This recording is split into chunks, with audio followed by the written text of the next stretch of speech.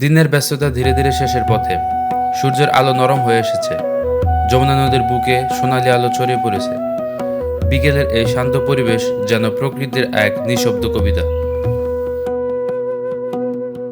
বাংলার প্রকৃতি মানে নদী, আর এই নদী জীবন সংগ্রাম এবং মানুষের জীবনের গল্প বলে। আজ আমরা এসেছি যমুনা নদীর একটি অংশে। দেখুন, নদীর পানি ধীরে ধীরে বয়ে চলেছে। বাতাসের হালকা ছোঁয়ায় ছোট ছোট ঢেউ তৈরি হচ্ছে। মনে হচ্ছে যেন প্রকৃতি নিজের ভাষায় আমাদের সঙ্গে কথা বলছে। হইয়া আমি দেশান্তরী,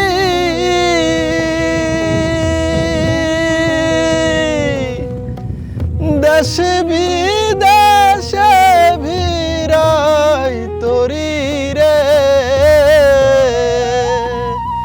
নঙর ফেলি ঘাটে ঘাটে, বন্দরে বন্দরে, আমার মনের নঙ্গর পইরা রইছে হায়রে সারিন বাড়ির ঘরে।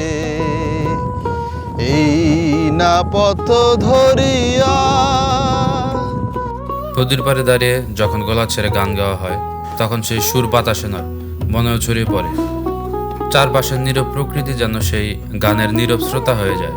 এমন মুহূর্তগুলোই মনে করে দেয় সুখ সবসময় বড় কিছুতে নয়, কখনো কখনো খোলা আকাশ, নদীর বাতাস আর একটি প্রিয় গানে লুকিয়ে থাকে।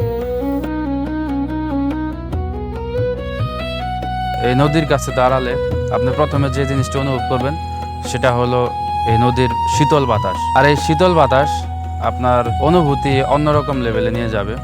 আজকের এই বিকেল হয়তো কয়েক মিনিট পরেই শেষ হয়ে যাবে। সূর্য ডুবে যাবে, আকাশের রং বদলে যাবে, মানুষ যার যার ঘরে ফিরে যাবে। কিন্তু এই নদীর পাড়ে কাটানো কিছু মুহূর্ত, এই নির্মল বাতাস আর প্রকৃতির শান্ত স্পর্শ অনেক দিন ধরে মনে থাকে। জীবনের ব্যস্ততার ভিড়ে আমরা অনেক সময় নিজের জন্য একটু সময় বের করতে ভুলে যাই, অথচ প্রকৃতির কাছে কয়েকটা মুহূর্ত কাটালে মন হালকা হয় আর নতুন করে পথ চলার শক্তি পাওয়া যায়। তাই সুযোগ পেলে পরিবার, বন্ধু কিংবা একা কিছুটা সময় প্রকৃতির সঙ্গে কাটান।